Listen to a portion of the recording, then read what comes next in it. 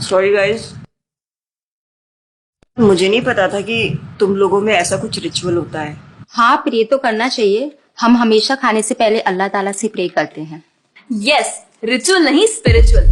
हम ही पहले भगवान को भोग ऑफर करते हैं और उसके बाद प्रे करके खाते हैं। लेकिन तुम्हारा भगवान यहाँ आके कैसे खा सकता है?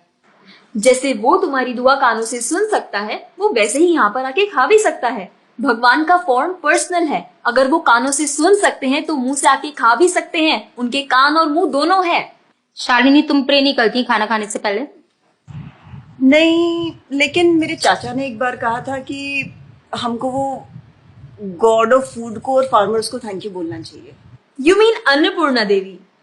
What? God of food. Yes, हमें उन्हें थैंक करना चाहिए और साथ में फार्मर्स को भी। But I believe in watering the roots. देखो, हम हमेशा क्रिएशन को तो अप्रिशिएट करते ही हैं, लेकिन हम क्रिएटर को ना अप्रिशिएट करना भूल जाते हैं। अभी सोचो, पानी ना हो, हवा ना हो, उपजाऊ मिट्टी या धरती माँ ना हो, तो फार्मर क्या कर लेगा? So I believe that we should be thanking the creator, the lord who is providing us with all the basic necessities. Point. अब तुम किस किस को थैंक करेगा? वैसे भी तुम्हारे 33 करोड़ तो देवी देवता है। बताओ, किस किस को थैंक करेगा तुम? और शालिनी, तुम बताओ, तुम किस गॉड को मानता है?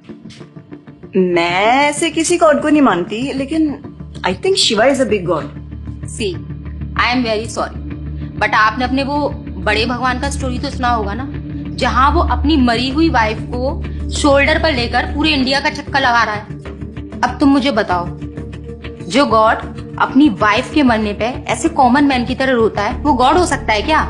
अच्छा, maybe I don't know much about this story, but he is very famous and north में तो राम जी भी बहुत फेमस है ना। उनका स्टोरी तो तुमको पता होगा ना, सबको पता है। उनकी वाइफ को रावण ले गया था। हाँ, पता है। अब तुम मुझे बताओ, वो गॉड है? वो अपनी वाइफ को भी अकेला नहीं बचा के ला सकता। उसको अपनी वाइफ को बचाने के लिए भी वानर सेना की हेल्प चाहिए, और उस वानरों को भी तुम पूछता है। I am sorry. और गीता, तुम कृष्ण को मानती हो, और वो तो हर लड़की के साथ रासलीला करते रहते थे। ऐसा कैसा कैरेक्टर है गॉड का जिसे हर लड़की से प्यार हो जाता है? और वो खुद डर के अपना जन्मस्थान छोड़कर चले गए थे। गॉड को कभी डर लगता है क्या? और जिसे खुद डर लग रहा है, वो तुम लोगों की हेल्प कैसे करेगा? शिट यार, this is so complicated and confusing. It is confusing because you are following the wrong path. It is very beautiful and sacred. I will show you the right path. Enough, Asifa. I know what you're trying to do. And Shalini, कुछ भी confusing नहीं है। You know what the problem is कि तुझे पता ही नहीं है, क्योंकि तूने आज तक शास्त्र ही नहीं पढ़े हैं। तो पता कैसे चलेगा कि क्या सही है और क्या गलत? जन्म कर्म च मे दिव्यम एवं योवेति तत्वतः त्यक्त्वा देहम पुनर्जन्म नैति मामेति सो अर्जुना। भगवान की लीलाओं को समझना इतना आसान नहीं है। उसके लिए शास्त्रों का अध्ययन करना पड़ता है, और वो भी एक प्रामाणिक गुरु के अंडर रह के, उनकी शरण लेके। अब अगर तुमने शास्त्र पढ़े होते तो तुमको ये पता होता कि शिव जी ने जो इमोशंस उसमें दिखाए थे वो शोक नहीं, विरह था। विरह विरह दोनों सेम नहीं होते क्या? Let's start from the basics. शोक इज मटेरियल एंड विरह इज स्पिरिचुअल। शोक ना दुख की अनुभूति कराता है, whereas जो विरह है उसमें जो सेपरेशन की फीलिंग होती है ना, वो सुख का अनुभव कराती है। भगवान भगवत गीता में ना शोक करने वाले व्यक्ति को मूर्ख बताते हैं। गतासुम अगतासुमश्च नानु शोचंती Pandita. A wise man never laments for the living nor for the dead। Bhagavad Gita chapter 2 text 11। अपनों की मौत पे आंसू बहाना शोक है, लेकिन वहीं रामायण देखते देखते जो आंसू निकले ना, वो विरह है, विरह। और ऐसे विरह से हमारा भगवान के प्रति प्रेम बढ़ता है। तो जिस तरह से शिव जी ने विरह को दिखाया था, उसी तरह राम जी भी सीता मैया के जाने के बाद विरह में भटकते हुए रो रहे थे। और यही नहीं, सीता देवी इतनी प्योर है ना कि उन्हें राम जी के अलावा कोई टच भी नहीं कर सकता था। रावण जिनको लेके गया था वो छाया सीता देवी थी। असली सीता देवी तो अग्नि में समा गई थी, और वो अग्नि परीक्षा के वक्त बाहर आई थी। और आसिफा, तू क्या बोल रही थी? भगवान राम को अपनी पत्नी को बचाने के लिए वानरों की मदद लेनी पड़ी थी। I mean, God is all powerful, right? हाँ, I mean, वो अकेले भी तो मार सकते थे ना।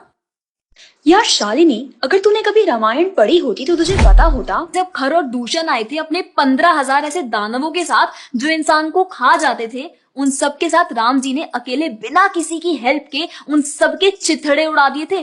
अब ऐसे राम के लिए रावण को मारना मुश्किल है क्या? हाँ, लेकिन बाद में वानरों की हेल्प क्यों ली? उनको अपनी सेवा में लगाने के लिए, उनकी ग्लोरीज बढ़ाने के लिए।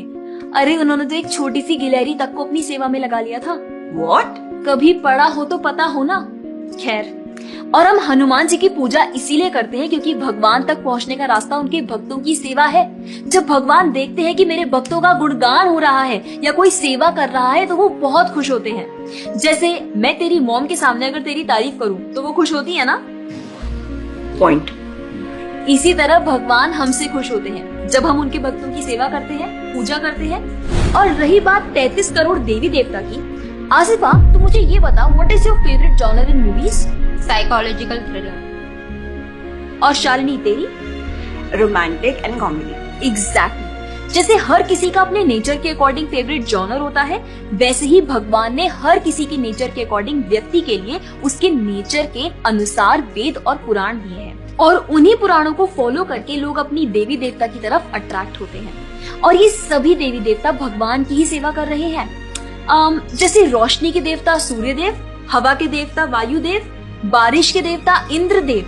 जैसे एक सरकार चलाने के लिए इतनी सारी पोजीशंस होती हैं, वैसे ही इस पूरे ब्रह्मांड को चलाने के लिए अलग अलग देवी देवताओं की जरूरत पड़ती है।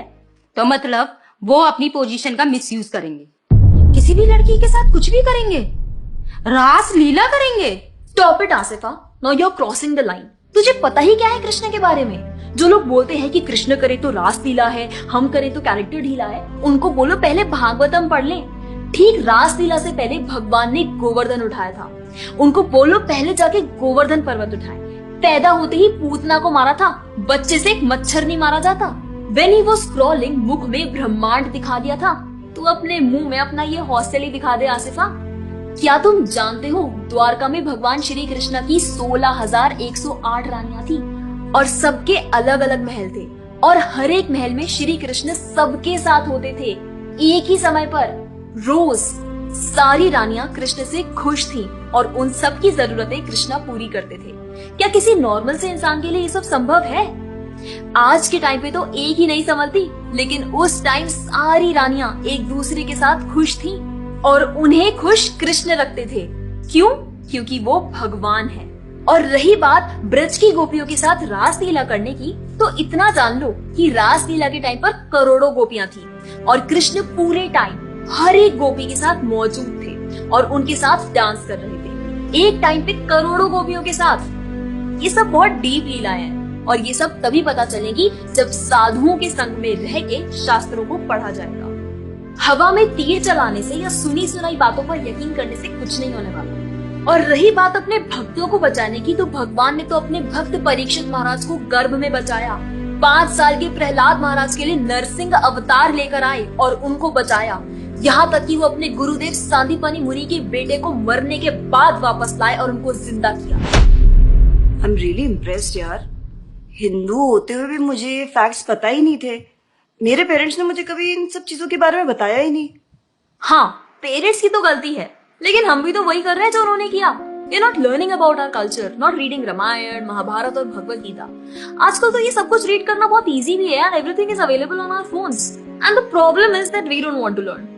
और इसीलिए हमें कोई कुछ भी बोलता है और हम उसे मान लेते हैं और अपने बिलीफ को चेंज करने के लिए रेडी हो जाते हैं। एक्चुअली में पता है, किसी का हार्ट ट्रांसफॉर्म करना है तो प्यार से करो, ज्ञान से करो, पैसे और तलवार से नहीं। और अब बारी आपकी है। अगर आप भी चाहते हैं कि कोई एड़ा गेड़ा नत्थु गेड़ा अगर आपको कुछ भी ना बोल जाए, आपका बेवकूफ ना बनाए, तो जाइए और अपने कल्चर के बारे में जानिए, ग्रंथ पढ़िए और अपने बच्चों को भी पढ़ाइए। और अगर आप खुद एक बच्चे हैं तो अपना समय यहाँ बर्बाद मत करें। ये वीडियो खत्म हो गया है। जाइए भगवत गीता पढ़िए, थोड़ा पढ़ाई वढ़ाई करिए, भक्त बनिए और फोन चलाना बंद करो। जब देखो मोबाइल में लगे रहते हो। Jokes apart, I think you got the message. तो जितना हो सके अपने ग्रंथ पढ़िए, कल्चर को जानिए और जाकर इस वीडियो को जितना हो सके उतना शेयर करिए ताकि कोई और